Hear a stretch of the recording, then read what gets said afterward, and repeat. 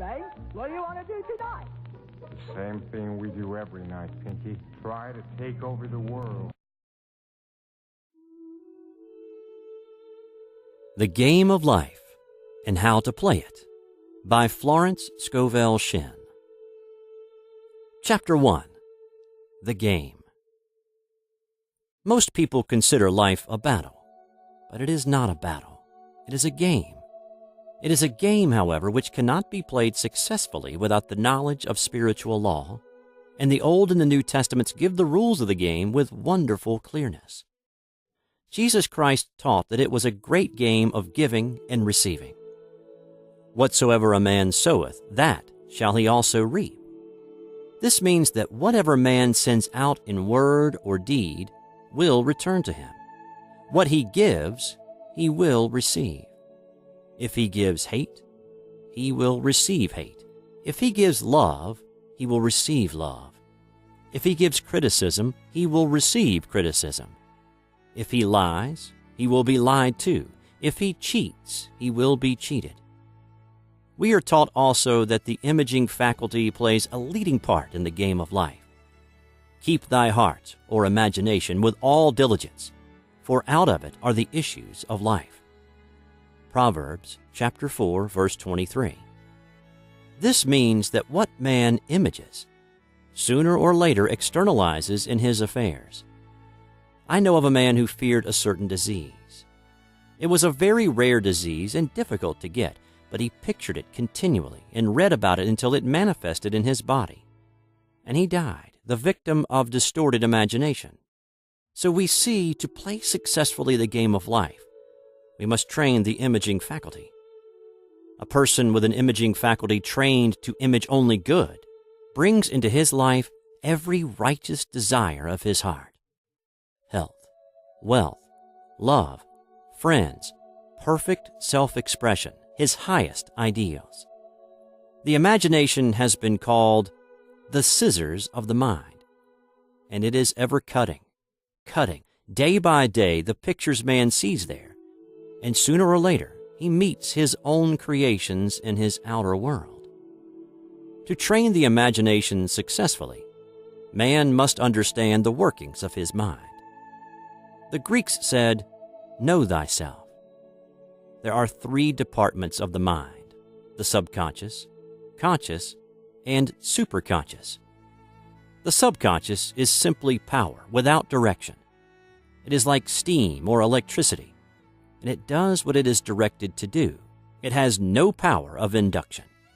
Whatever man feels deeply or images clearly is impressed upon the subconscious mind and carried out in minutest detail.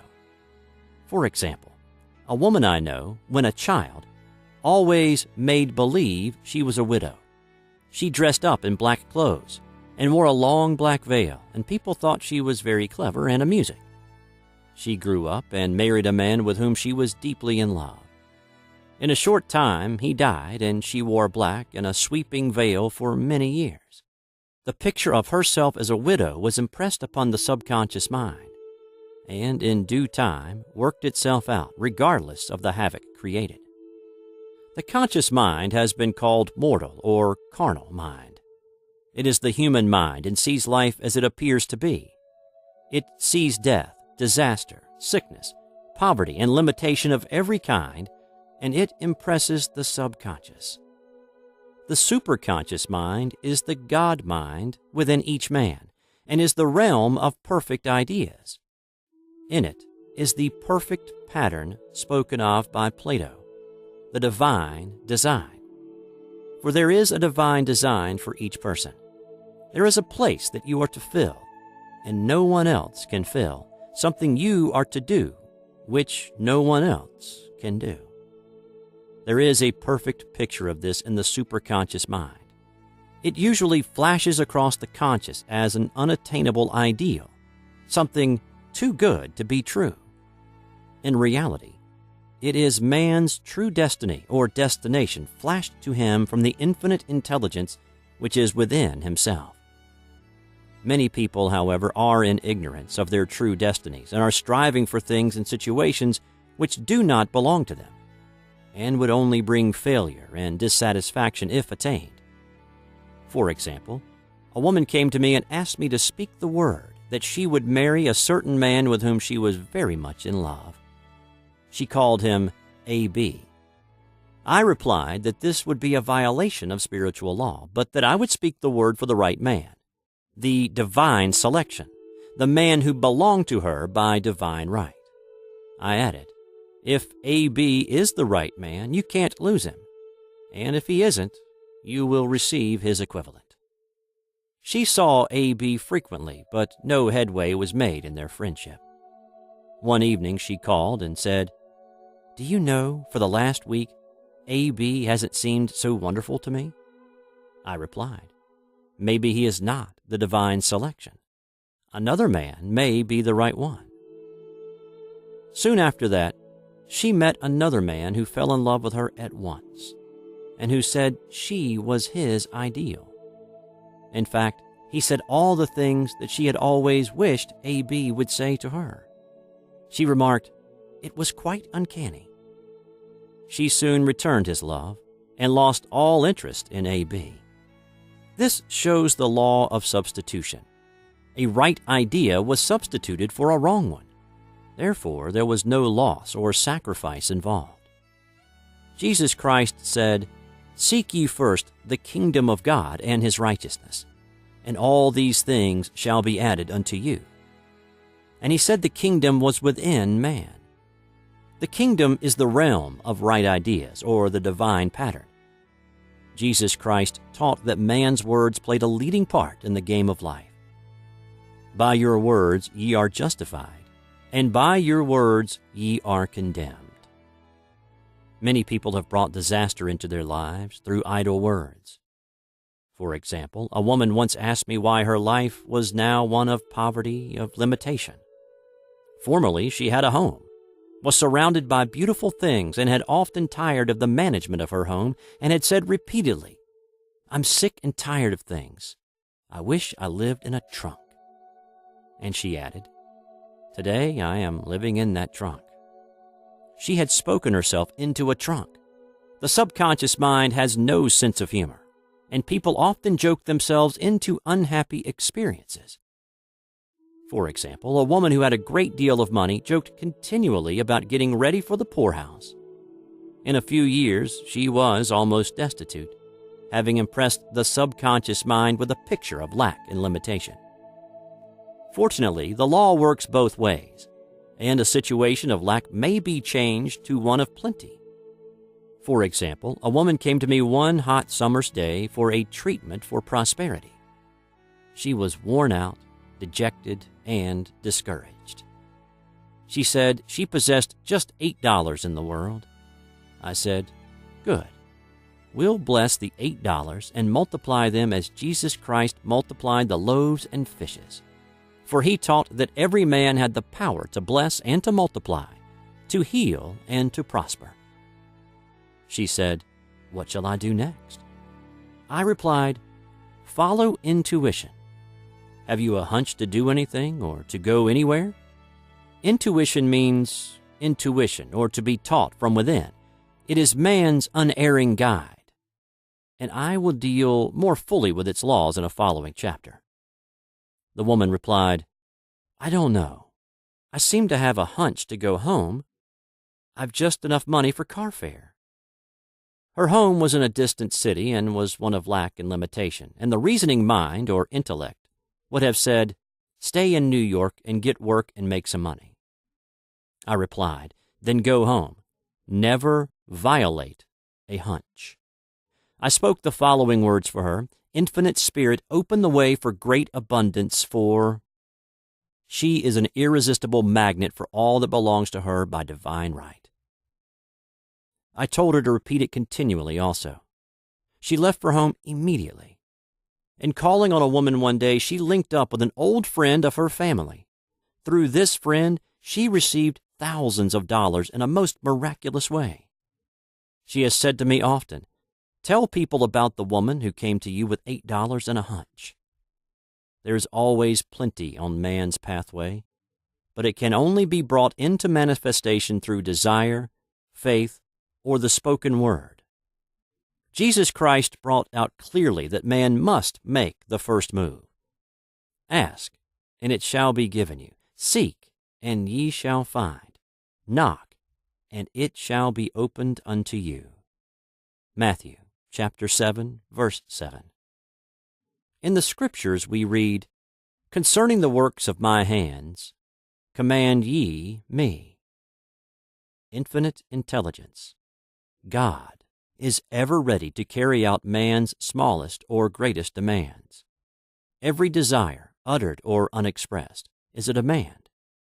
We are often startled by having a wish suddenly fulfilled. For example, one Easter, having seen many beautiful rose trees in the florist's windows, I wished I would receive one, and for an instant saw it mentally being carried in the door. Easter came, and with it a beautiful rose tree.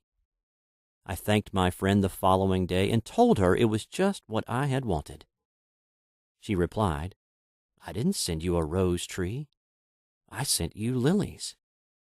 The man had mixed the order and sent me a rose tree simply because I had started the law in action, and I had to have a rose tree.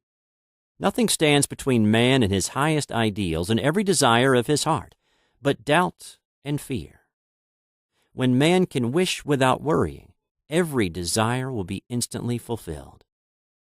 I will explain more fully in a following chapter the scientific reason for this, and fear must be erased from the consciousness. It is man's only enemy. Fear of lack, fear of failure, fear of sickness, fear of loss, and a feeling of insecurity on some plane. Jesus Christ said, "Why are ye fearful, O ye of little faith?" Matthew chapter 8, verse 26. So we can see we must substitute faith for fear is only inverted faith. It is faith in evil instead of good.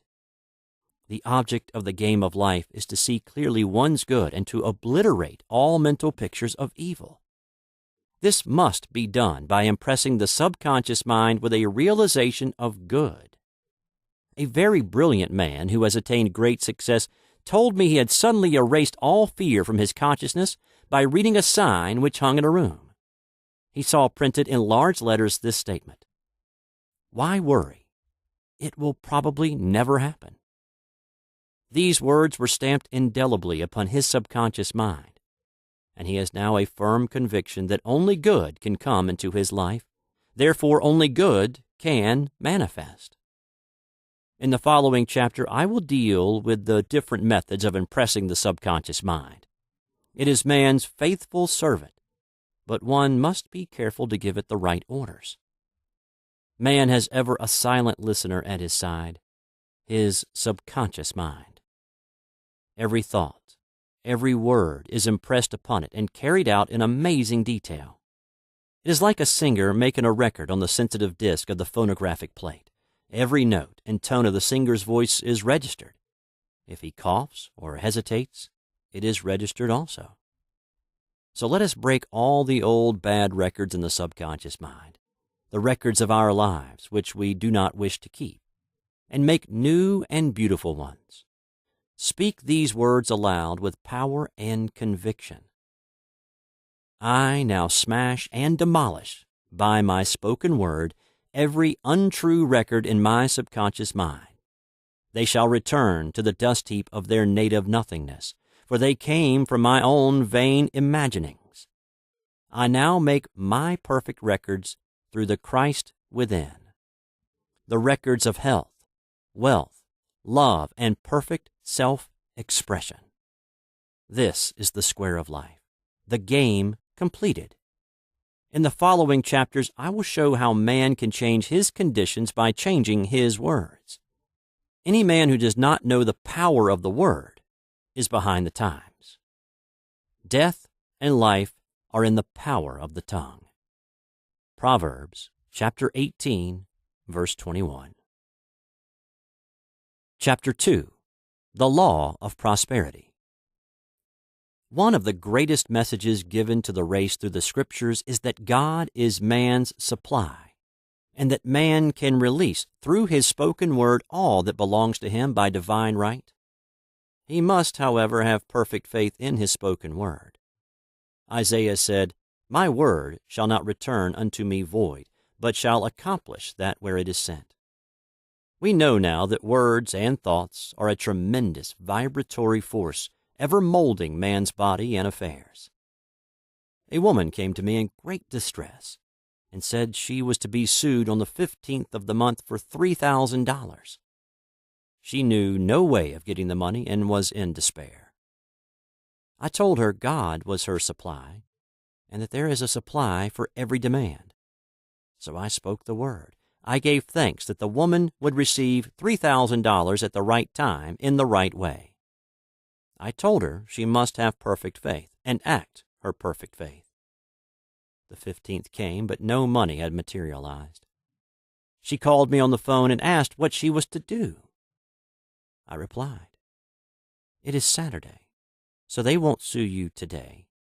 Your part is to act rich, thereby showing perfect faith that you will receive it by Monday." She asked me to lunch with her to keep up her courage. When I joined her at a restaurant, I said, "This is no time to economize. Order an expensive luncheon. Act as if you have already received the $3,000. All things whatsoever ye ask in prayer, believing, ye shall receive." You must act as if you have already received.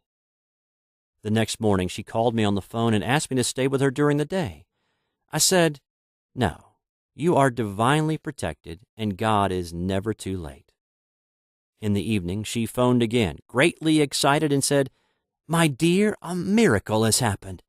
I was sitting in my room this morning when the doorbell rang. I said to the maid, 'Don't let anyone in.' The maid, however, looked out the window and said, 'It's your cousin with a long white beard.' So I said, 'Call him back. I would like to see him.' He was just turning the corner when he heard the maid's voice, and he came back. He talked for about an hour, and just as he was leaving, he said, 'Oh, by the way, how were finances?'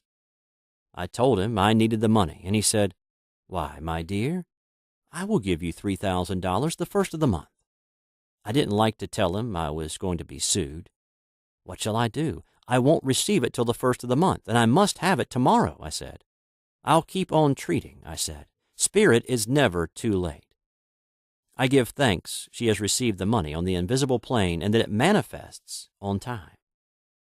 The next morning her cousin called her up and said, 'Come to my office this morning and I will give you the money.' That afternoon she had $3,000 to her credit in the bank and wrote checks as rapidly as her excitement would permit. If one asks for success and prepares for failure, he will get the situation he is prepared for. For example, a man came to me asking me to speak the word that a certain debt would be wiped out. I found he spent his time planning what he would say to the man when he did not pay his bill, thereby neutralizing my words. He should have seen himself paying the debt. We have a wonderful illustration of this in the Bible relating to the 3 kings who were in the desert, without water for their men and horses. They consulted the prophet Elisha, who gave them this astonishing message: "Thus saith the Lord, Ye shall not see wind, neither shall you see rain, yet make this valley full of ditches." Man must prepare for the thing he has asked for when there isn't the slightest sign of it in sight. For example, a woman found it necessary to look for an apartment during the year when there was a great shortage of apartments in New York. It was considered almost an impossibility, and her friends were sorry for her and said, "Isn't it too bad? You'll have to store your furniture and live in a hotel." She replied, "You needn't feel sorry for me. I'm a Superman, and I'll get an apartment." She spoke the words. Infinite Spirit opened the way for the right apartment. She knew there was a supply for every demand, and that she was unconditioned, working on the spiritual plane, and that one with God is a majority. She had contemplated buying new blankets when the tempter, the adverse thought or reasoning mind, suggested, "Don't buy the blankets. Perhaps after all you won't get an apartment and you will have no use for them." She promptly replied to herself, I'll dig my ditches by buying the blankets." So she prepared for the apartment, acted as though she already had it. She found one in a miraculous way, and it was given to her although there were over 200 other applicants. The blankets showed active faith. It is needless to say that the ditches dug by the 3 kings in the desert were filled to overflowing. Read 2 Kings. Getting into the spiritual swing of things is no easy matter for the average person. The adverse thoughts of doubt and fear surge from the subconscious. They are the army of the aliens, which must be put to flight. This explains why it is so often darkest before the dawn. A big demonstration is usually preceded by tormenting thoughts. Having made a statement of high spiritual truth, one challenges the old beliefs in the subconscious, and error is exposed to be put out. This is the time when one must make his affirmations of truth repeatedly and rejoice and give thanks that he has already received. "Before ye call, I shall answer." This means that every good and perfect gift is already man's awaiting his recognition.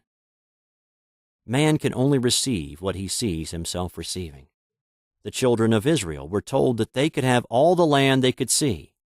This is true of every man. He has only the land within his own mental vision. Every great work, every big accomplishment has been brought into manifestation through holding to the vision. And often just before the big achievement comes apparent failure and discouragement. The children of Israel, when they reached the promised land, were afraid to go in, for they said it was filled with giants who made them feel like grasshoppers. And there we saw the giants, and we were in our own sight as grasshoppers. This is almost every man's experience.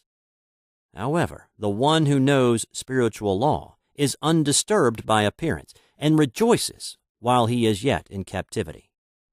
That is, he holds to his vision and gives thanks that the end is accomplished. He has received. Jesus Christ gave a wonderful example of this. He said to his disciples, "Say not ye, there are yet 4 months, and then cometh the harvest. Behold, I say unto you, lift up your eyes and look on the fields, for they are ripe already to harvest."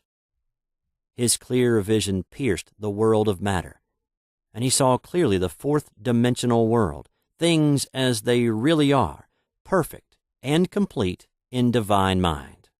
So man must ever hold the vision of his journey's end and demand the manifestation of that which he has already received. It may be his perfect health, love, supply, self-expression, home, or friends. They are all finished and perfect ideas registered in divine mind, man's own superconscious mind, and must come through him, not to him. For example, a man came to me asking for treatments for success. It was imperative that he raise $50,000 for his business. The time limit was almost up when he came to me in despair. No one wanted to invest in his enterprise, and the bank had flatly refused a loan. I replied, "I suppose you lost your temper while at the bank, therefore your power. You can control any situation if you first control yourself. Go back to the bank," I added, "and I will treat." My treatment was, "You are identified in love with the spirit of everyone connected with the bank. Let the divine idea come out of this situation." He replied, "Woman, you are talking about an impossibility. Tomorrow is Saturday. The bank closes at 12, and my train won't get me there until 10, and the time limit is up tomorrow, and anyway, they won't do it. It's too late." I replied, "God doesn't need any time and is never too late. With Him, all things are possible." I added, "I don't know anything about business, but I know all about God." He replied, "It all sounds fine when I see her listening to you, but when I go out, it's terrible." He lived in a distant city, and I did not hear from him for a week. Then came a letter. It read, "You were right. I raised the money and will never again doubt the truth of all that you told me." I saw him a few weeks later, and I said, "What happened? You evidently had plenty of time after all." He replied, My train was late, and I got there just 15 minutes to 12. I walked into the bank quietly and said, "I have come for the loan." And they gave it to me without a question. It was the last 15 minutes of the time allotted to him, and Infinite Spirit was not too late. In this instance, the man could never have demonstrated alone. He needed someone to help him hold to the vision. This is what one man can do for another. Jesus Christ knew the truth of this when he said, "If two of you shall agree on earth as touching anything that they shall ask, it shall be done for them of my Father which is in heaven." One gets too close to his own affairs and becomes doubtful and fearful. The friend or healer sees clearly the success, health, or prosperity and never wavers, because he is not close to the situation. It is much easier to demonstrate for someone else than for one's self. So a person should not hesitate to ask for help if he feels himself wavering. A keen observer of life once said, "No man can fail if some one person sees him successful." Such is the power of the vision, and many a great man owed his success to a wife or sister or a friend who believed in him and held without wavering to the perfect pattern. Chapter 3. The Power of the Word. A person knowing the power of the Word becomes very careful of his conversation. He has only to watch the reaction of his words to know that they do not return void. Through his spoken word, man is continually making laws for himself. I knew a man who said, "I always miss a car. It invariably pulls out just as I arrive." His daughter said, "I always catch a car. It's sure to come just as I get there." This occurred for years. Each one had made a separate law for himself, one of failure, one of success. This is the psychology of superstitions. The horseshoe or rabbit's foot contains no power, but man's spoken word and belief that it will bring good luck creates expectancy in the subconscious mind and attracts a lucky situation. I find, however, this will not work when man has advanced spiritually and knows a higher law. One cannot turn back and must put away graven images. For example, 2 men in my class had had great success in business for several months, when suddenly everything went to smash. We tried to analyze the situation, and I found, instead of making their affirmations and looking to God for success and prosperity, they had each bought a lucky monkey. I said, "Oh, I see. You have been trusting in the lucky monkeys instead of God. Put away the lucky monkeys and call on the law of forgiveness. For man has power to forgive or neutralize his mistakes." They decided to throw the lucky monkeys down a coal hole, and all went well again. This does not mean, however, that one should throw away every lucky ornament or horseshoe about the house, but he must recognize that the power back of it is the one and only power, God, and that the object simply gives him a feeling of expectancy. I was with a friend one day who was in deep despair. In crossing the street, she picked up a horseshoe. Immediately, she was filled with joy and hope. She said God had sent her the horseshoe in order to keep up her courage. It was, indeed, at that moment, about the only thing that could have registered in her consciousness. Her hope became faith, and she ultimately made a wonderful demonstration. I wish to make the point clear that the men previously mentioned were depending on the monkeys alone, while this woman recognized the power back of the horseshoe. I know in my own case, it took a long while to get out of a belief that a certain thing brought disappointment. If the thing happened, disappointment invariably followed. I found the only way I could make a change in the subconscious was by asserting there are not 2 powers. There is only one power, God, therefore there are not disappointments, and this thing means a happy surprise. I noticed a change at once, and happy surprises commenced coming my way.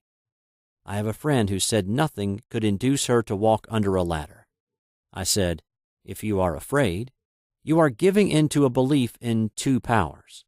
good and evil, instead of one. As God is absolute, there can be no opposing power, unless man makes the false of evil for himself. To show you believe in only one power, God, and that there is no power or reality in evil, walk under the next ladder you see. Soon after, she went to her bank. She wished to open her box in the safety deposit vault, and there stood a ladder on her pathway. It was impossible to reach the box without passing under the ladder. She quailed with fear and turned back. She could not face the lion on her pathway. However, when she reached the street, my words rang in her ears, and she decided to return and walk under it. It was a big moment in her life, for ladders had held her in bondage for years. She retraced her steps to the vault, and the ladder was no longer there. This so often happens. If one is willing to do a thing he is afraid to do, he does not have to. It is the law of non-resistance, which is so little understood. Someone has said that courage contains genius and magic. Face a situation fearlessly, and there is no situation to face.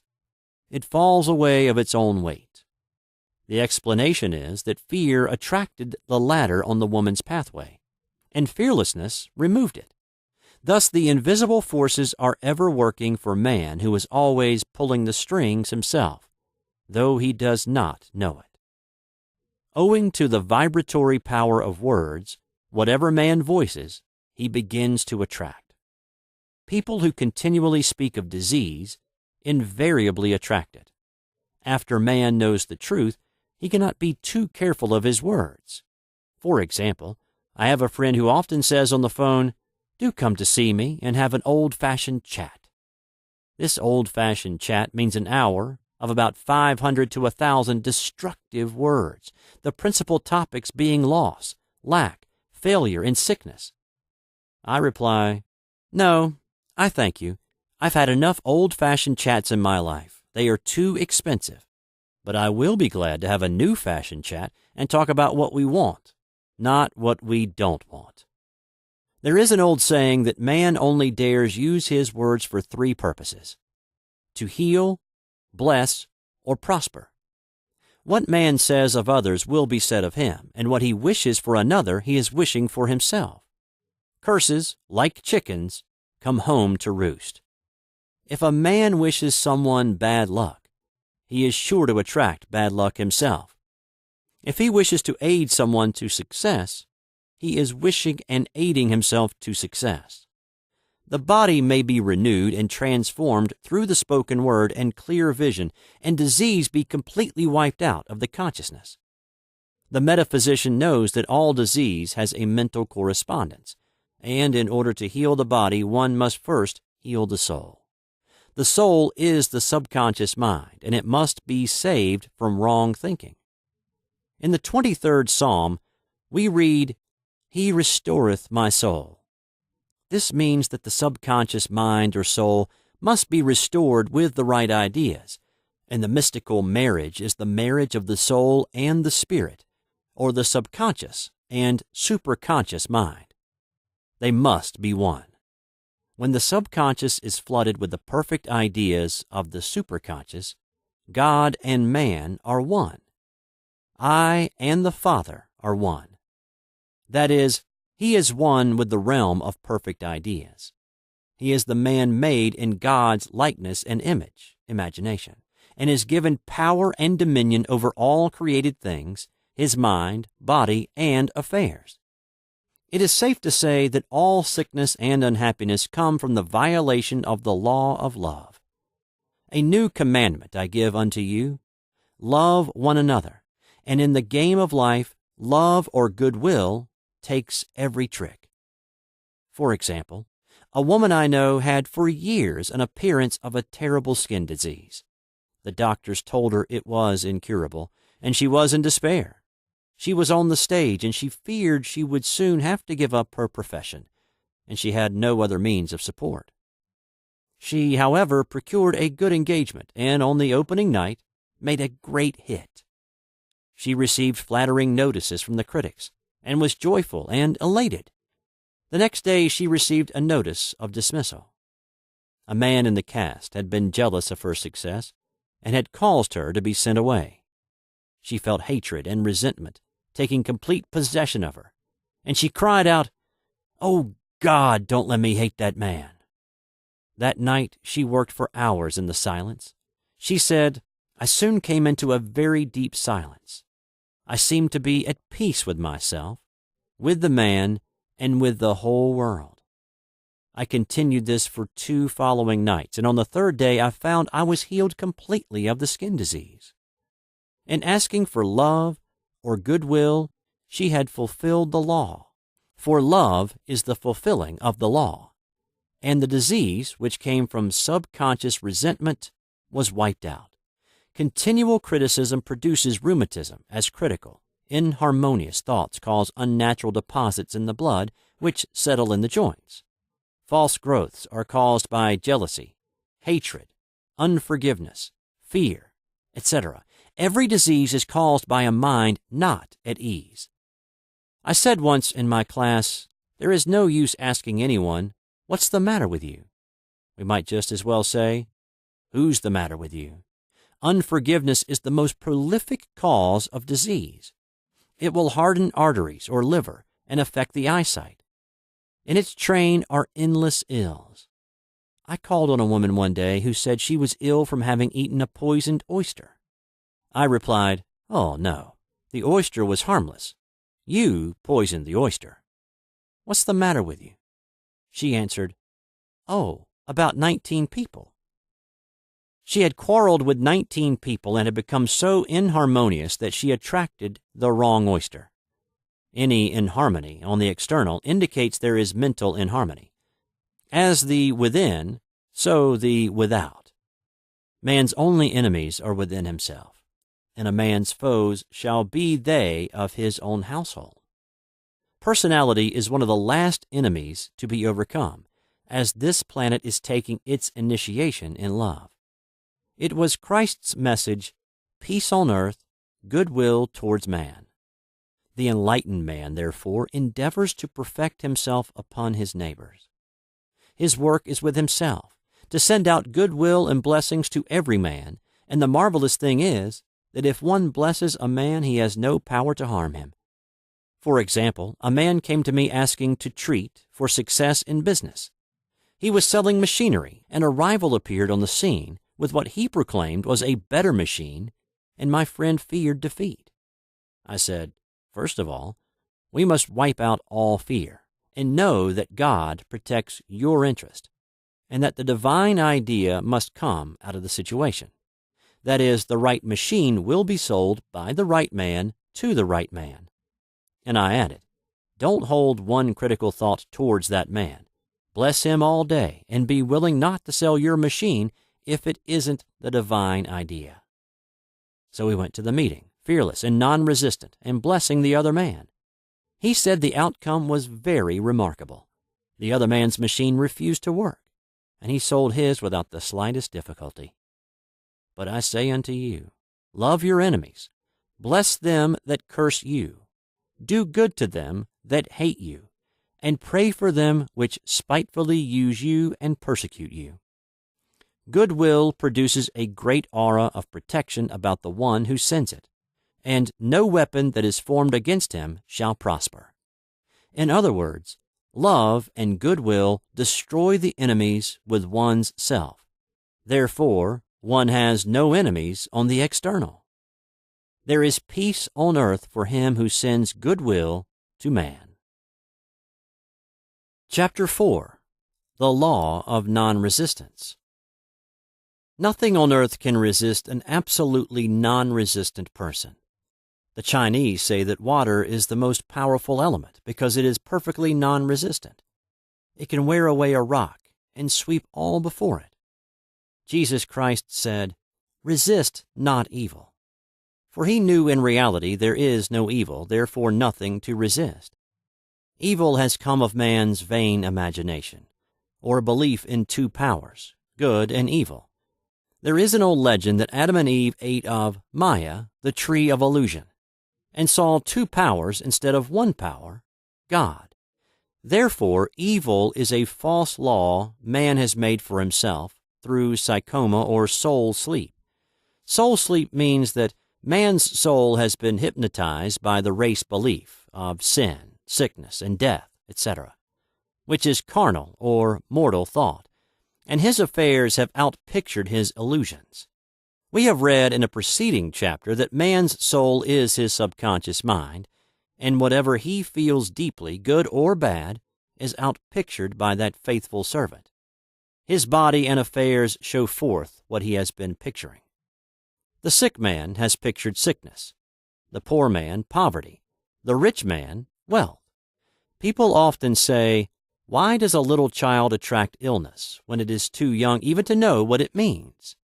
I answer that children are sensitive and receptive to the thoughts of others about them, and often outpicture the fears of their parents. I heard a metaphysician once say, "If you do not run your subconscious mind yourself, someone else will run it for you." Mothers often unconsciously attract illness and disaster to their children by continually holding them in thoughts of fear and watching for symptoms. For example, a friend asked a woman if her little girl had had the measles. She replied promptly, "Not yet." This implied that she was expecting the illness and therefore preparing the way for what she did not want for herself and child. However, the man who is centered and established in right thinking, the man who sends out only goodwill to his fellow man and who is without fear, cannot be touched or influenced by the negative thoughts of others. In fact, he could then receive only good thoughts, as he himself sends forth only thoughts. Resistance is hell, for it places man in a state of torment. A metaphysician once gave me a wonderful recipe for taking every trick in the game of life. It is the acme of non-resistance. He gave it in this way. At one time in my life, I baptized children, and of course, they had many names. Now I no longer baptize children, but I baptize events. But I give every event the same name. If I have a failure, I baptize it success, in the name of the Father, and of the Son, and of the Holy Ghost. In this, we see the great law of transmutation, founded on non-resistance. Through his spoken word, every failure was transmuted into success.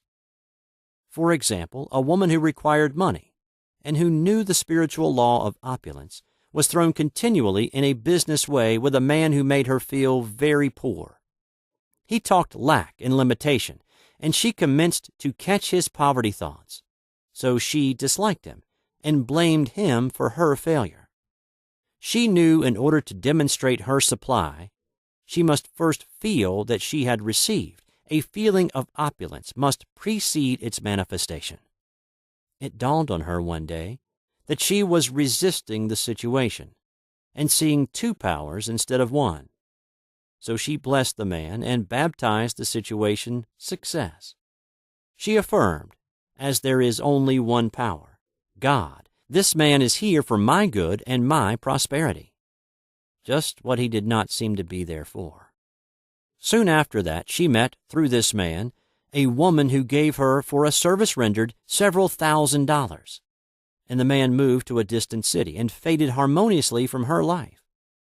Make the statement, "Every man is a golden link in the chain of my good, for all men are God in manifestation, awaiting the opportunity given by man, himself, to serve the divine plan of his life."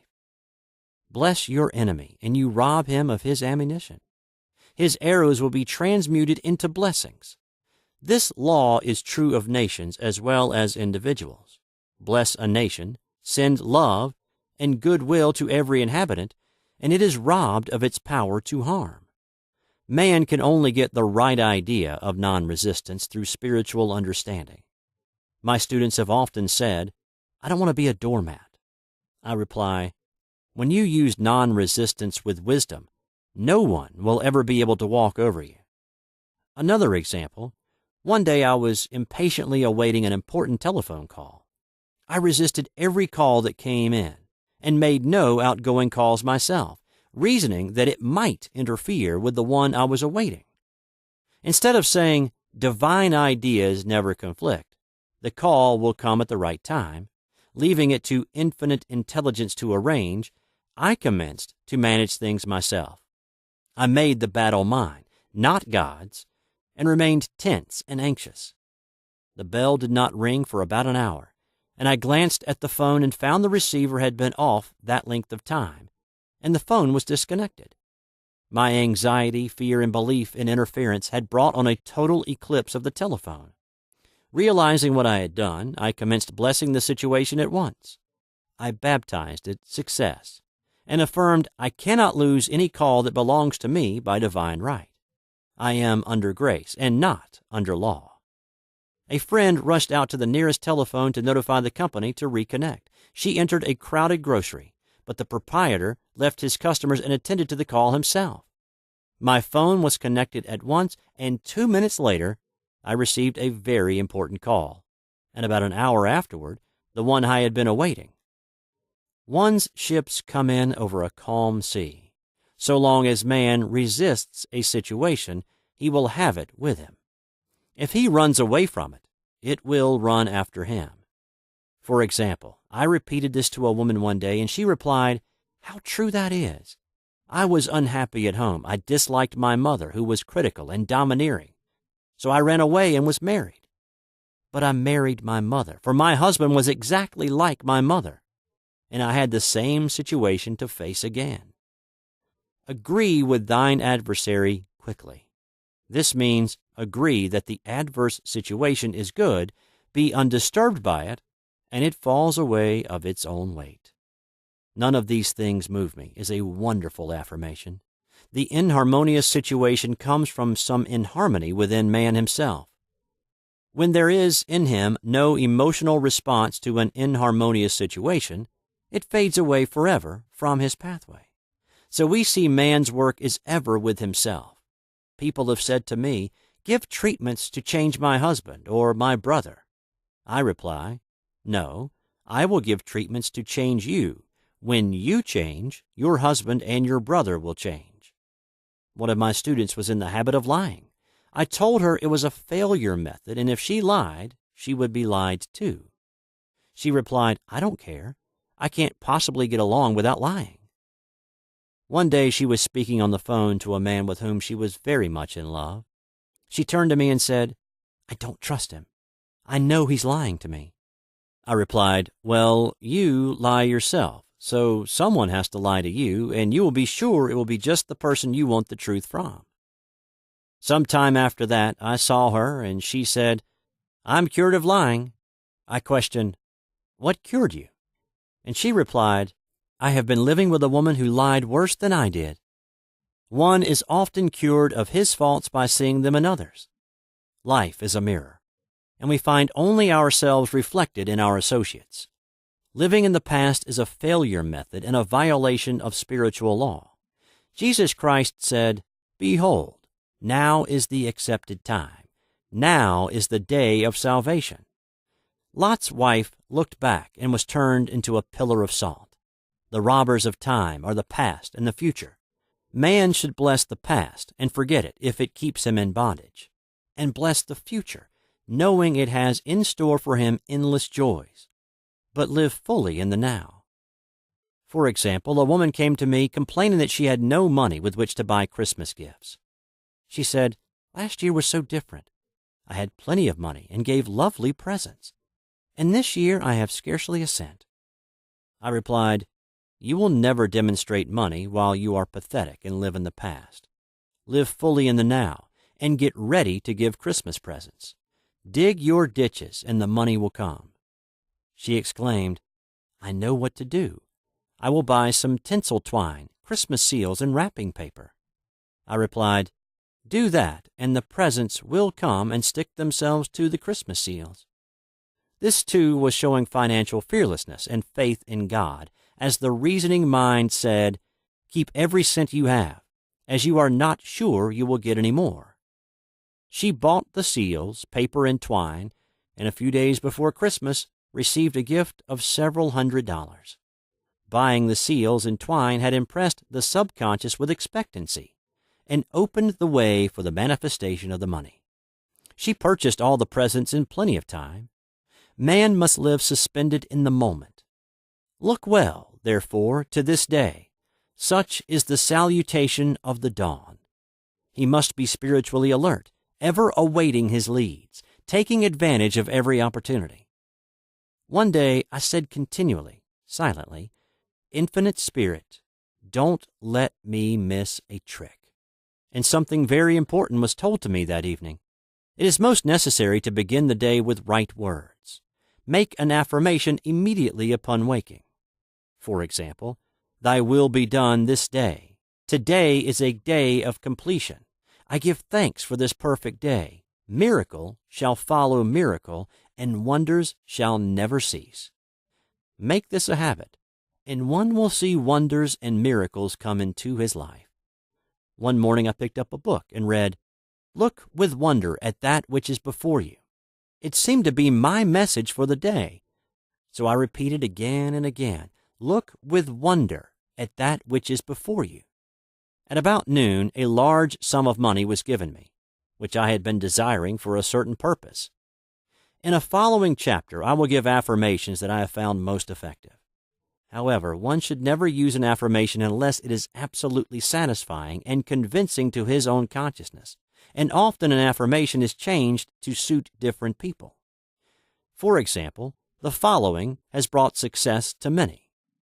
I have a wonderful work in a wonderful way. I give wonderful service for wonderful pay.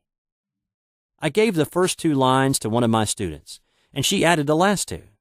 It made a most powerful statement, as there should always be perfect payment for perfect service, and a rhyme sinks easily into the subconscious. She went about singing it aloud and soon did receive wonderful work in a wonderful way and gave wonderful service for wonderful pay.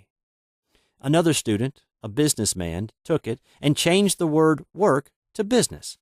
He repeated, I have a wonderful business in a wonderful way, and I give wonderful service for wonderful pay. That afternoon he made a $40,000 deal, though there had been no activity in his affairs for months. Every affirmation must be carefully worded and completely cover the ground. For example, I knew a woman who was in great need and made a demand for work. She received a great deal of work, but was never paid anything. She now knows to add, wonderful service for wonderful pay. It is man's divine right to have plenty, more than enough. His barns should be full, and his cup should flow over. This is God's idea for man, and when man breaks down the barriers of lack in his own consciousness, the golden age will be his, and every righteous desire of his heart fulfilled. Chapter 5. The Law of Karma and the Law of Forgiveness. Man receives only that which he gives. The game of life is a game of boomerangs. Man's thoughts, deeds, and words return to him sooner or later, with astounding accuracy. This is the law of karma, which is Sanskrit for come back. Whatsoever a man soweth, that shall he also reap. For example, a friend told me this story of herself illustrating the law. She said, I make all my karma on my aunt. Whatever I say to her, someone says to me. I am often irritable at home, and one day said to my aunt, who was talking to me during dinner, No more talk. I wish to eat in peace. The following day I was lunching with a woman with whom I wished to make a great impression. I was talking animatedly when she said, No more talk. I wish to eat in peace. My friend is high in consciousness, so her karma returns much more quickly than to one on the mental plane. The more man knows, the more he is responsible for, and a person with a knowledge of spiritual law which he does not practice suffers greatly in consequence. The fear of the Lord, law, is the beginning of wisdom. If we read the word Lord, law, it will make many passages in the Bible much clearer. Vengeance is mine. I will repay, saith the Lord. Law. It is the law which takes vengeance, not God. God sees man perfect, created in his own image, imagination, and given power and dominion. This is the perfect idea of man, registered in divine mind, awaiting man's recognition, for man can only be what he sees himself to be, and only attain what he sees himself attaining. Nothing ever happens without an onlooker, is an ancient saying. Man sees first his failure or success, his joy or sorrow, before it swings into visibility from the scenes set in his own imagination. We have observed this in the mother picturing disease for her child, or a woman seeing success for her husband. Jesus Christ said, "And ye shall know the truth, and the truth shall make you free."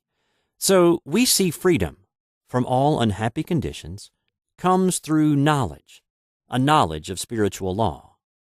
Obedience precedes authority, and the law obeys man when he obeys the law. The law of electricity must be obeyed before it becomes man's servant.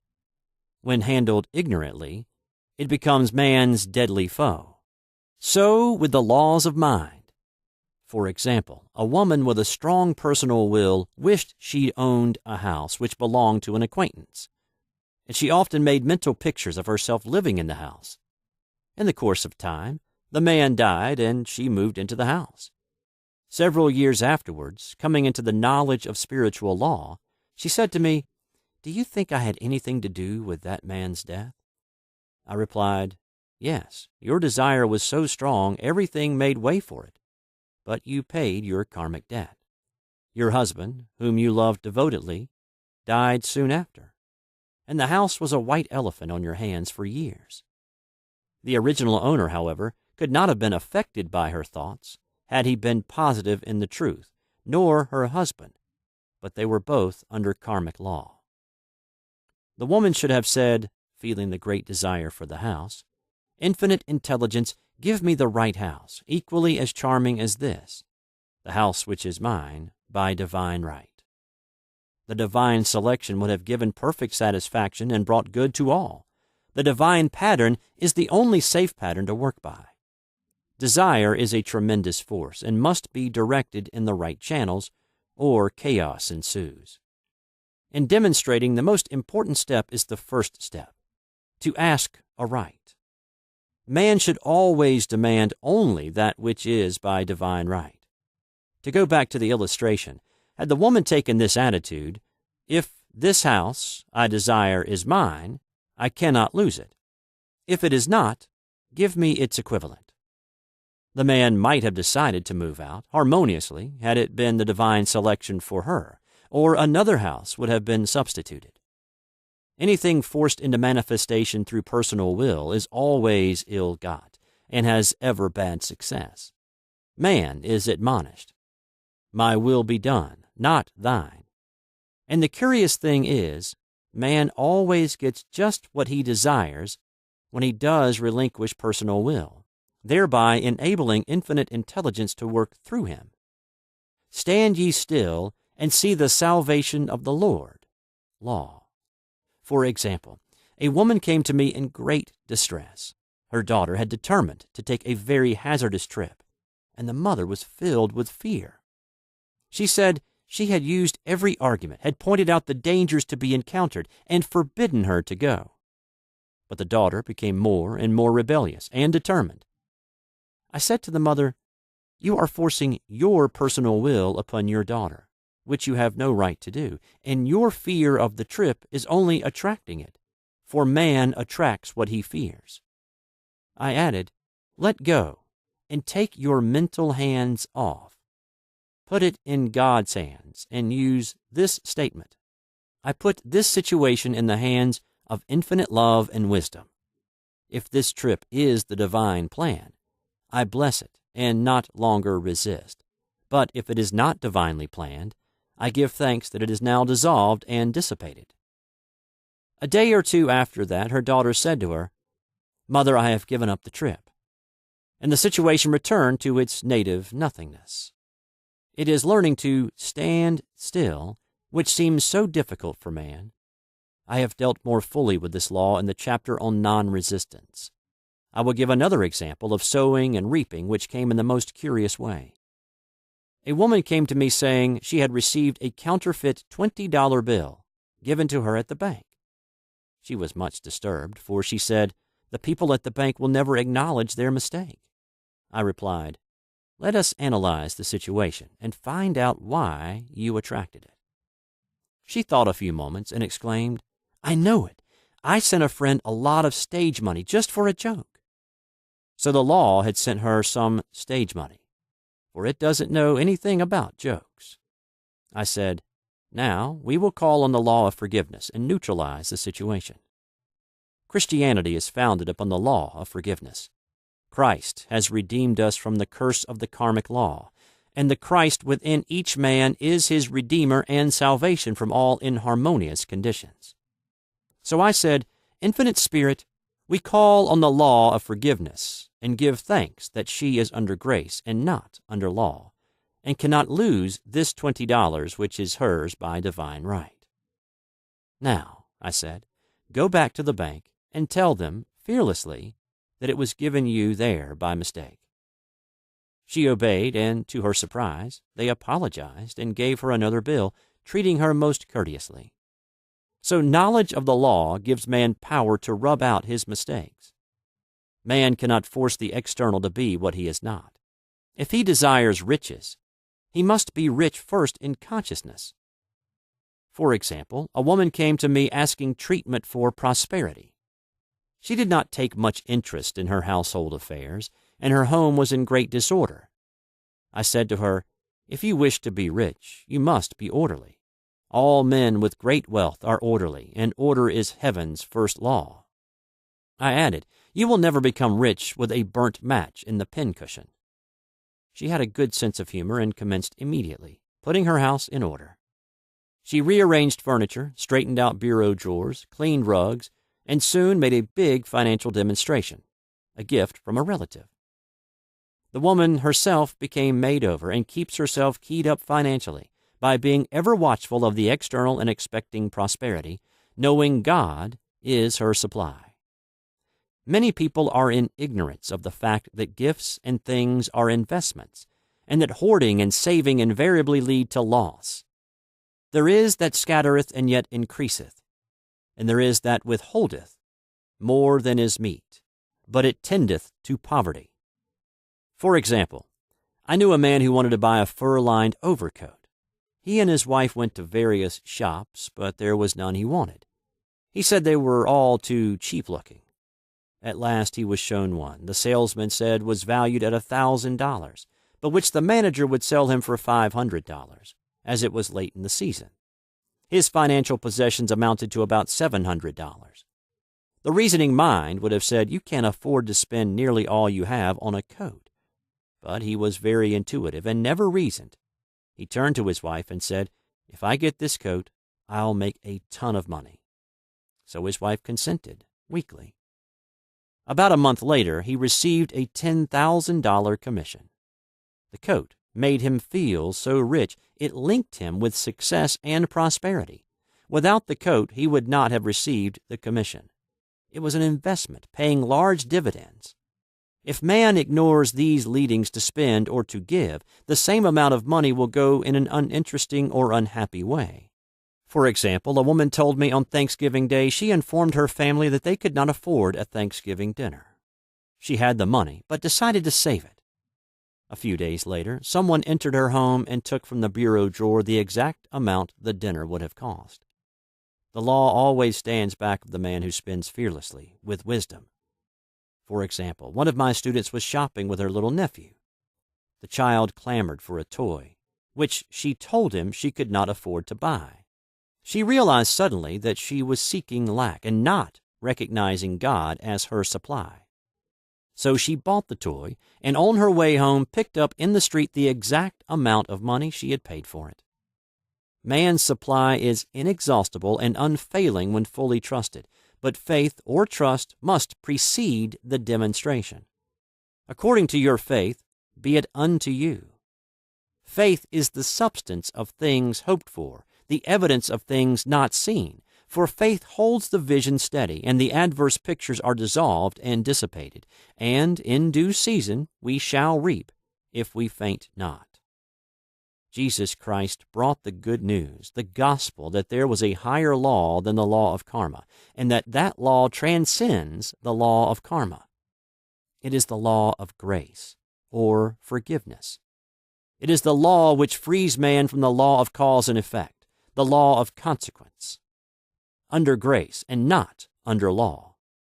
We are told that on this plane, man reaps where he has not sown. The gifts of God are simply poured out upon him. All that the kingdom affords is his. This continued state of bliss awaits the man who has overcome the race or world thought. In the world thought, there is tribulation. But Jesus Christ said, "Be of good cheer. I have overcome the world." The world thought is that of sin, sickness, and death. He saw their absolute unreality and said, "Sickness and sorrow shall pass away, and death itself, the last enemy, be overcome." We know now, from a scientific standpoint, that death could be overcome by stamping the subconscious mind with the conviction of eternal youth and eternal life. The subconscious, being simply power without direction, carries out orders without questioning. Working under the direction of the superconscious, the Christ or God within man, the resurrection of the body would be accomplished. Man would no longer throw off his body in death. It would be transformed into the body electric, sung by Walt Whitman, for Christianity is founded upon the forgiveness of sins and an empty tomb. Chapter 6. Casting the Burden, Impressing the Subconscious. When man knows his own powers and the workings of his mind, his great desire is to find an easy and quick way to impress the subconscious with good, for simply an intellectual knowledge of the truth will not bring results. In my own case, I've found the easiest way is in casting the burden. A metaphysician once explained it in this manner. He said, "The only thing which gives anything weight in nature is the law of gravitation. And if a boulder could be taken high above the planet, there would be no weight in that boulder." And that is what Jesus Christ meant when he said, "My yoke is easy and my burden is light." He had overcome the world vibration and functioned in the fourth-dimensional realm, where there is only perfection, completion, life, and joy. He said, "Come to me, all ye that are labor and are heavy laden, and I will give you rest. Take my yoke upon you, for my yoke is easy and my burden is light." We are also told in the 55th Psalm to cast thy burden upon the Lord. Many passages in the Bible state that the battle is God's, not man's, and that man is always to stand still and see the salvation of the Lord. This indicates that the superconscious mind, or Christ within, is the department which fights man's battles and relieves him of burdens. We see, therefore, that man violates law if he carries a burden, and a burden is an adverse thought or condition, and this thought or condition has its root in the subconscious. It seems almost impossible to make any headway directing the subconscious from the conscious or reasoning mind. As the reasoning mind, the intellect is limited in its conceptions and filled with doubts and fears. How scientific it then is to cast the burden upon the superconscious mind, or Christ within, where it is made light, or dissolved into its native nothingness. For example, a woman in urgent need of money made light upon the Christ within, the superconscious, with the statement, "I cast this burden of lack on the Christ within, and I go free to have plenty." The belief in lack was her burden, as she cast it upon the superconscious with its belief of plenty. An avalanche of supply was the result. We read, "The Christ in you, the hope of glory." Another example, one of my students had been given a new piano, and there was no room in her studio for it until she had moved out the old one. She was in a state of perplexity. She wanted to keep the old piano, but knew of no place to send it. She became desperate, as the new piano was to be sent immediately, in fact, was on its way with no place to put it. She said it came to her to repeat, "I cast this burden on the Christ within, and I go free." A few moments later, her phone rang, and a woman friend asked if she might rent her old piano, and it was moved out, a few minutes before the new one arrived. I knew a woman whose burden was resentment. She said, "I cast this burden of resentment on the Christ within, and I go free to be loving, harmonious, and happy." The almighty superconscious flooded the subconscious with love, and her whole life was changed. For years, resentment has held her in a state of torment and imprisoned her soul, the subconscious mind. The statement should be made over and over and over, sometimes for hours at a time, silently or audibly, with quietness but determination. I have often compared it to winding up a Victrola. We must wind ourselves up with spoken words. I have noticed in casting the burden, after a little while one seems to see clearly. It is impossible to have clear vision while in the throes of carnal mind. Doubts and fear poison the mind and body, and imagination runs riot, attracting disaster and disease. In steadily repeating the affirmation, "I cast this burden on the Christ within and go free," the vision clears, and with it a feeling of relief, and sooner or later comes the manifestation of good, be it health, happiness, or supply. One of my students once asked me to explain the darkness before the dawn. I referred in a preceding chapter to the fact that often, before the big demonstration, everything seems to go wrong, and deep depression clouds the consciousness. It means that out of the subconscious are rising the doubts and fears of the ages. These old derelicts of the subconscious rise to the surface, to be put out. It is then that man should clap his cymbals, like Jehoshaphat, and give thanks that he is saved, even though he seems surrounded by the enemy, the situation of lack or disease. The student continued, "How long must one remain in the dark?" And I replied, "Until one can see in the dark." And casting the burden enables one to see in the dark.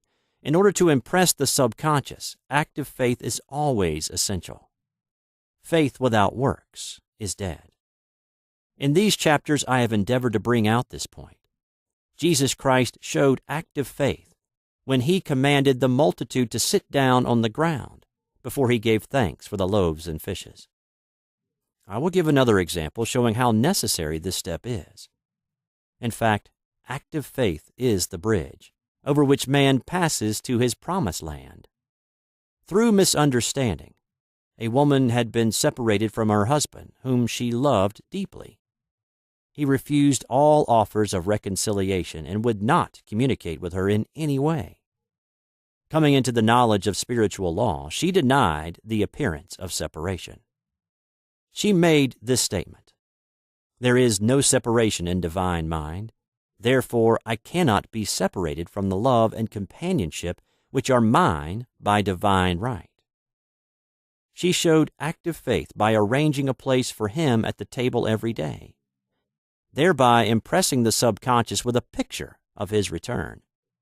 Over a year passed, but she never wavered, and one day he walked in. The subconscious is often impressed through music. Music has a fourth-dimensional quality and releases the soul from imprisonment. It makes wonderful things seem possible and easy of accomplishment. I have a friend who uses her Victrola daily for this purpose. It puts her in perfect harmony and releases the imagination.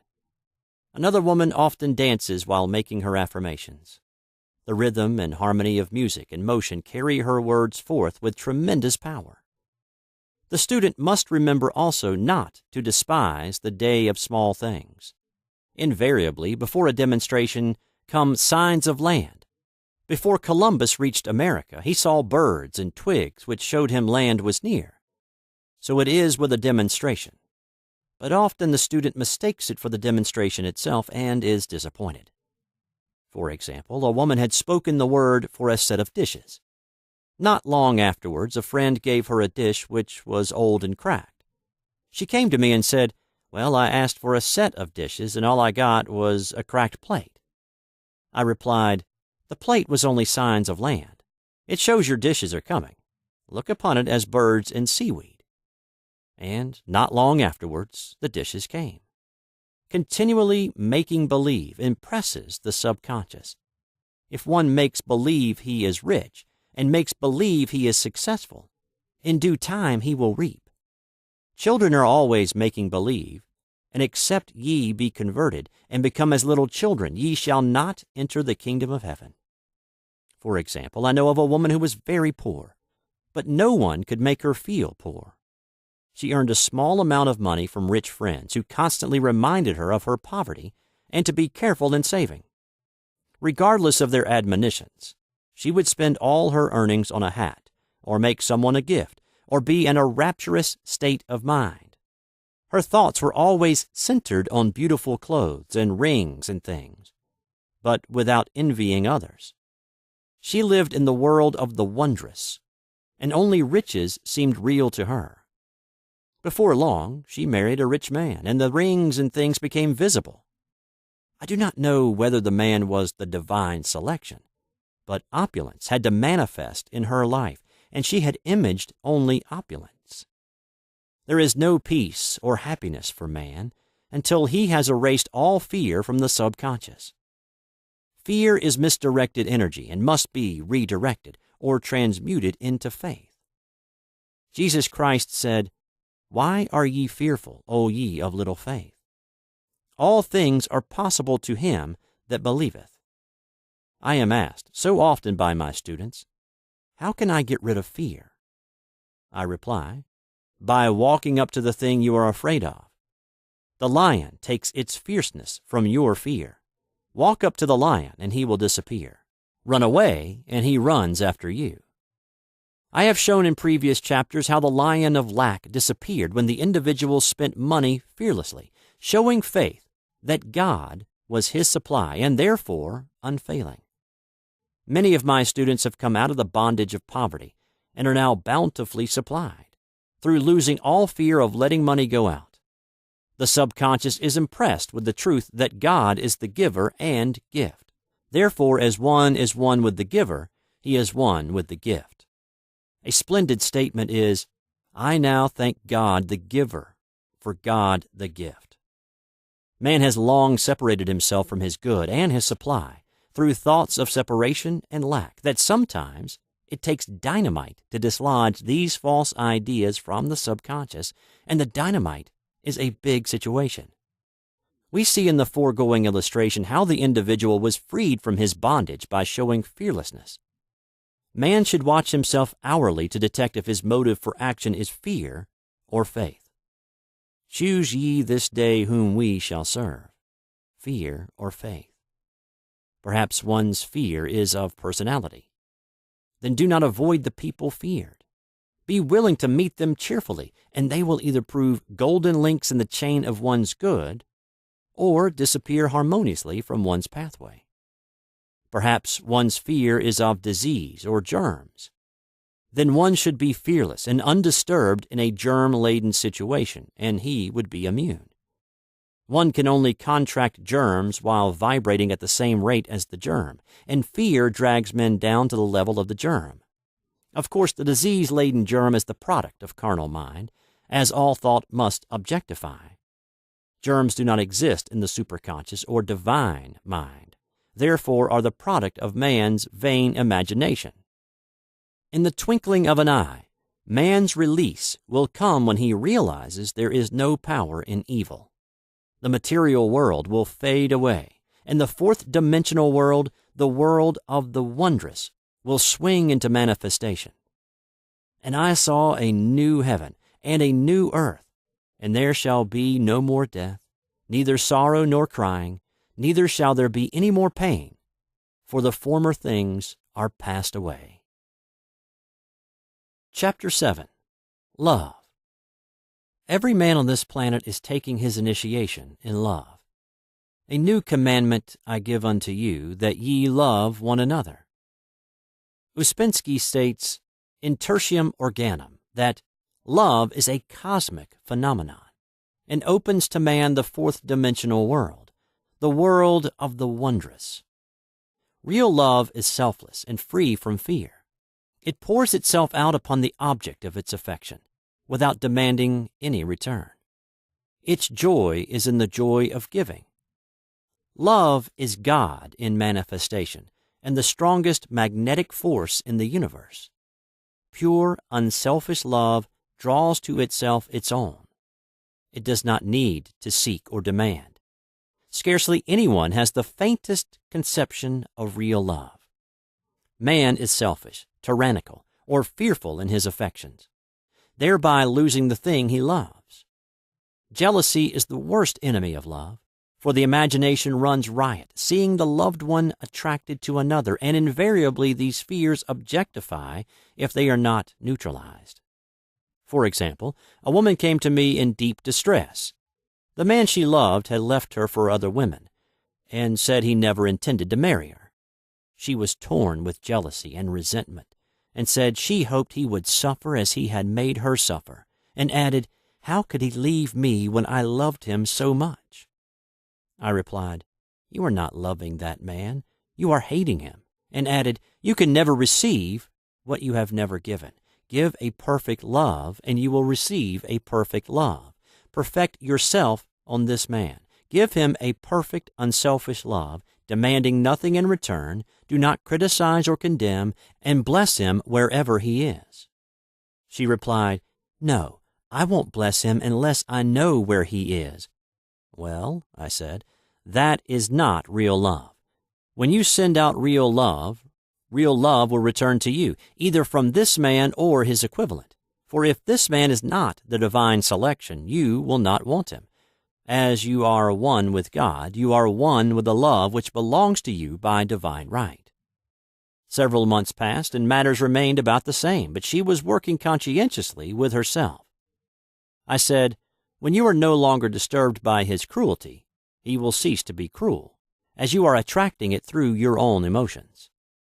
Then I told her of a brotherhood in India, who never said good morning to each other. They used these words, "I salute the divinity in you." They saluted the divinity in every man and the wild animals in the jungle, and they were never harmed, for they saw only God in every living thing.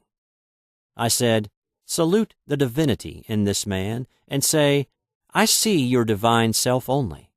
I see you as God sees you, perfect, made in his image and likeness." She found she was becoming more poised and gradually losing her resentment. He was a captain, and she always called him the Cap. One day she said, suddenly, "God bless the Cap wherever he is." I replied, "Now that is real love, and when you have become a complete circle and are no longer disturbed by the situation, you will have his love or attract its equivalent." I was moving at this time and did not have a telephone, so was out of touch with her for a few weeks, when one morning I received a letter saying, "We are married." At the earliest opportunity, I paid her a call. My first words were, "What happened?" "Oh," she exclaimed, "a miracle. One day I woke up and all suffering had ceased. I saw him that evening and he asked me to marry him. We were married in about a week, and I have never seen a more devoted man." There is an old saying, "No man is your enemy. No man is your friend. Every man is your teacher." So one should become impersonal and learn what each man has to teach him, and soon he would learn his lessons and be free. The woman's lover was teaching her selfless love, which every man, sooner or later, must learn. Suffering is not necessary for man's development. It is the result of violation of spiritual law, but few people seem able to rouse themselves from their soul sleep without it. When people are happy, they usually become selfish, and automatically the law of karma is set in action. Man often suffers loss through lack of appreciation. I knew a woman who had a very nice husband, but she often said, "I don't care anything about being married. But that is nothing against my husband. I'm simply not interested in married life." She had other interests and scarcely remembered she had a husband. She only thought of him when she saw him. One day her husband told her he was in love with another woman and left. She came to me in distress and resentment. I replied, "It is exactly what you spoke the word for. You said you didn't care anything about being married, so the subconscious worked to get you unmarried." She said, "Oh yes, I see. People get what they want and then feel very much hurt." She soon became in perfect harmony with the situation and knew they were both much happier apart. When a woman becomes indifferent or critical and ceases to be an inspiration to her husband, he misses the stimulus of her early relationship and is restless and unhappy. A man came to me dejected, miserable, and poor. His wife was interested in the science of numbers and had had him read. It seems the report was not very favorable, for he said, "My wife says I'll never amount to anything because I'm a 2. I replied, "I don't care what your number is. You're a perfect idea in divine mind, and we will demand the success and prosperity which are already planned for you by that infinite intelligence." Within a few weeks, he had a very fine position, and a year or two later he achieved a brilliant success as a writer. No man is a success in business unless he loves his work. The picture the artist paints for love of his art is his greatest work. The potboiler is always something to live down. No man can attract money if he despises it. Many people are kept in poverty by saying, "Money means nothing to me, and I have a contempt for people who have it." This is the reason so many artists are poor. Their contempt for money separates them from it. I remember hearing one artist say of another, "He's no good as an artist. He has money in the bank." This attitude of mind, of course, separates man from his supply. He must be in harmony with a thing in order to attract it. Money is God in manifestation, as freedom from want and limitation. But it must be always kept in circulation and put to right uses. Hoarding and saving react with grim vengeance. This does not mean that man should not have houses and lots, stocks and bonds, for the barns of the righteous man shall be full. It means man should not hoard even the principal if an occasion arises when money is necessary. In letting it go out fearlessly and cheerfully, he opens the way for more to come in, for God is man's unfailing and inexhaustible supply. This is the spiritual attitude towards money, and the great bank of the universal never fails. We see an example of hoarding in the film production of Greed. The woman won $5,000 in a lottery, but would not spend it. She hoarded and saved, let her husband suffer and starve, and eventually she scrubbed floors for a living. She loved the money itself and put it above everything, and one night she was murdered and the money taken from her. This is an example of where love of money is the root of all evil. Money in itself is good and beneficial, but used for destructive purposes, hoarded and saved, or considered more important than love, brings disease and disaster, and the loss of the money itself. Follow the path of love, and all things are added, for God is love, and God is supply. Follow the path of selfishness and greed, and the supply vanishes, and man is separated from it. For example, I knew the case of a very rich woman who hoarded her income. She rarely gave anything away, but bought things for herself. She was very fond of necklaces, and a friend once asked her how many she possessed. She replied, 67. She bought them and put them away, carefully wrapped in tissue paper. Had she used the necklaces, it would have been quite legitimate, but she was violating the law of use. Her closets were filled with clothes she never wore, and jewels which never saw the light. The woman's arms were gradually becoming paralyzed from holding on to things, and eventually she was considered incapable of looking after her affairs, and her wealth was handed over to others to manage. So man, in ignorance of the law, brings about his own destruction. All disease, all unhappiness come from the violation of the law of love. Man's boomerangs of hate, resentment, and criticism come back laden with sickness and sorrow. Love seems almost a lost art, but the man with the knowledge of spiritual law knows it must be regained, for without it he has become as sounding brass and tinkling cymbals. For example, I had a student who came to me month after month to clean her consciousness of resentment. After a while, she arrived at the point where she resented only one woman, but that one woman kept her busy. Little by little, she became poised and harmonious, and one day, all resentment was wiped out. She came in radiant and exclaimed, "You can't understand how I feel." The woman said something to me, and instead of being furious, I was loving and kind, and she apologized and was perfectly lovely to me. No one can understand the marvelous lightness I feel within. Love and goodwill are invaluable in business. For example, a woman came to me complaining of her employer. She said she was cold and critical, and knew she did not want her in the position.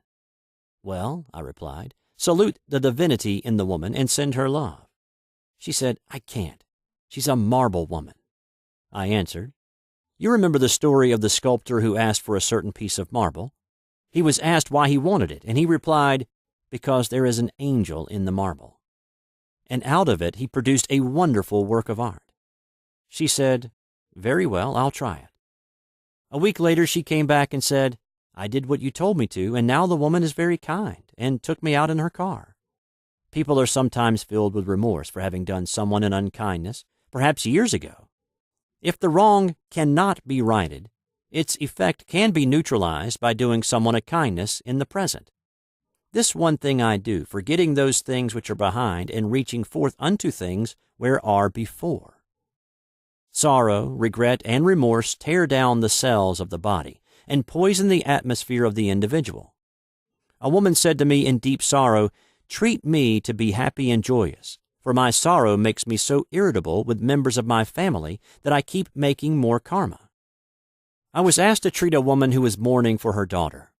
I denied all belief in loss and separation and affirmed that God was the woman's joy, love, and peace. The woman gained her poise at once, but sent word by her son not to treat any longer because she was so happy it wasn't respectable. So mortal mind loves to hang on to its griefs and regrets. I knew a woman who went about bragging of her troubles, so of course she always had something to brag about. The old idea was if a woman did not worry about her children, she was not a good mother. Now, we know that mother fear is responsible for many of the diseases and accidents which come into the lives of children. For fear pictures vividly the disease or situation feared, and these pictures objectify, if not neutralized. Happy is the mother who can say sincerely that she puts her child in God's hands and knows therefore that he is divinely protected. For example, a woman awoke suddenly in the night, feeling her brother was in great danger. Instead of giving in to fears, she commenced making statements of truth, saying, man is a perfect idea in divine mind, and is always in his right place. Therefore, my brother is in his right place and is divinely protected. The next day she found that her brother had been in close proximity to an explosion in a mine, but had miraculously escaped. So man is her brother's keeper, in thought, and every man should know that the thing he loves dwells in the secret place of the Most High and abides under the shadow of the Almighty. There shall no evil befall thee, neither shall any plague come nigh thy dwelling. Perfect love casteth out fear. He that feareth is not made perfect in love. And love is the fulfilling of the law. Chapter 8. Intuition or Guidance. There is nothing too great of accomplishment for the man who knows the power of his word and who follows his intuitive leads. By the word, he starts in action unseen forces and can rebuild his body or remold his affairs. It is therefore of the utmost importance to choose the right words, and the student carefully selects the affirmation he wishes to catapult into the invisible. He knows that God is his supply, that there is a supply for every demand, and that his spoken word releases this supply. Ask, and ye shall receive. Man must make the first move. Draw nigh to God, and he will draw nigh to you. I have often been asked just how to make a demonstration. I reply, speak the word, and then do not do anything until you get a definite lead. Demand the lead, saying, Infinite Spirit, reveal to me the way. Let me know if there is anything for me to do. The answer will come through intuition or hunch, a chance remark from someone, or a passage in a book. The answers are sometimes quite startling in their exactness. For example, a woman desired a large sum of money. She spoke the words, Infinite Spirit, open the way for my immediate supply. let all that is mine by divine right now reach me in great avalanches of abundance." Then she added, "Give me a definite lead. Let me know if there is anything for me to do." The thought came quickly. Give a certain friend, who had helped her spiritually, $100. She told her friend, who said, "Wait and get another lead before giving it." So she waited, and that day met a woman who said to her, "I gave someone $1 today.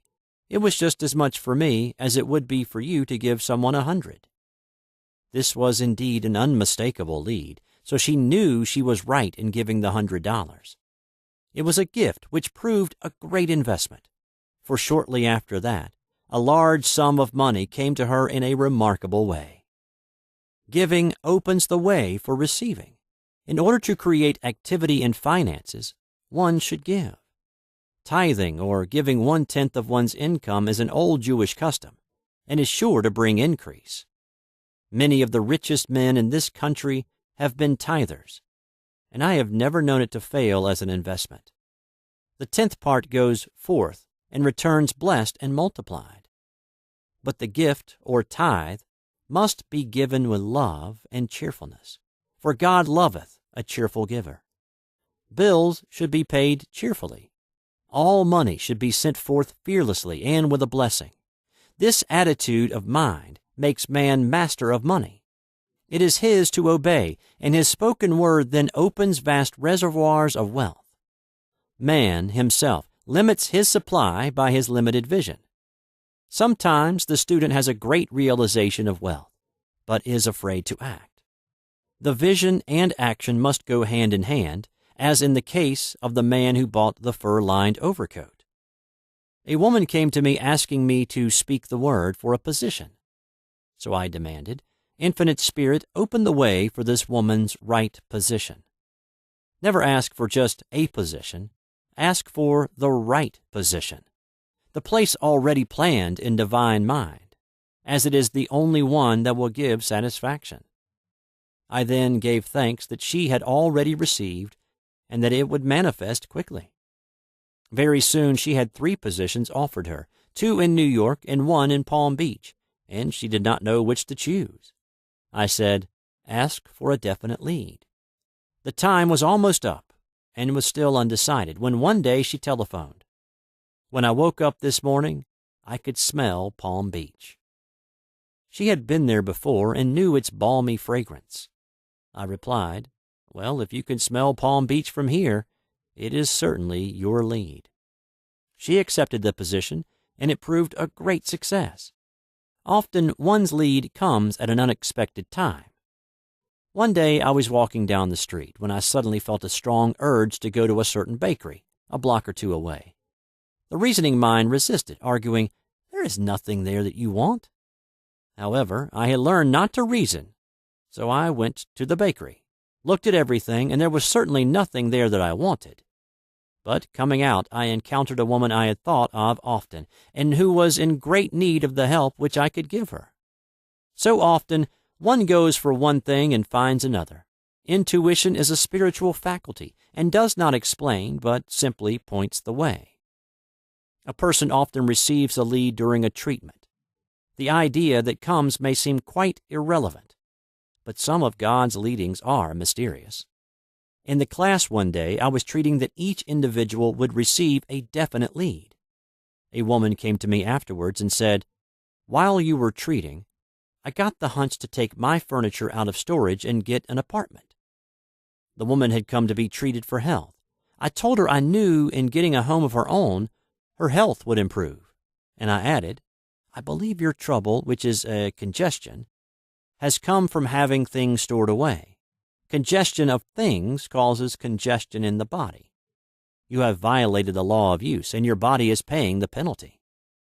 So I gave thanks that divine order was established in her mind, body, and affairs. People little dream of how their affairs react on the body. There is a mental correspondence for every disease.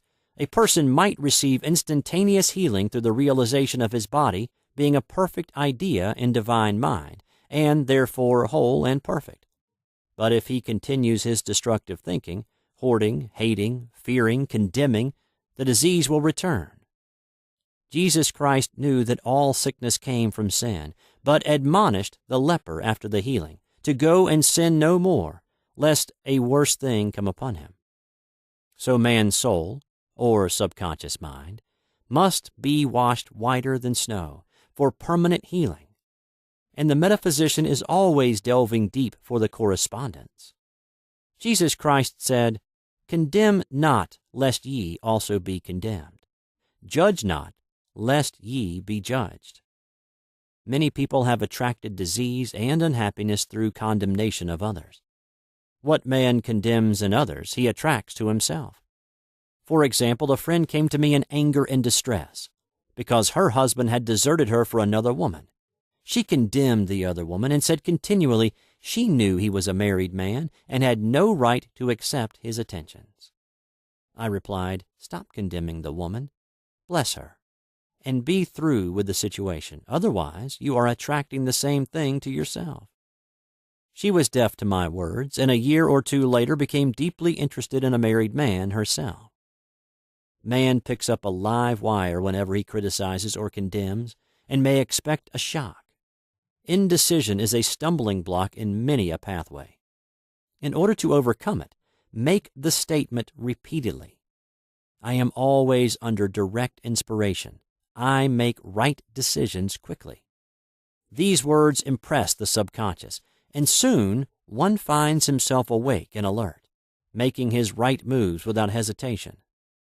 I have found it destructive to look to the psychic plane for guidance, as it is the plane of many minds and not the one mind. As man opens his mind to subjectivity, he becomes a target for destructive forces. The psychic plane is the result of man's mortal thought, and is on the plane of opposites. He may receive either good or bad messages. The science of numbers and the reading of horoscopes keep man down on the mental or mortal plane, for they deal only with the karmic path. I know of a man who should have been dead years ago, according to his horoscope, but he is alive and a leader of one of the biggest movements in this country for the uplift of humanity. It takes a very strong mind to neutralize a prophecy of evil. The student should declare, "Every false prophecy shall come to naught. Every plan my Father in heaven has not planned shall be dissolved and dissipated.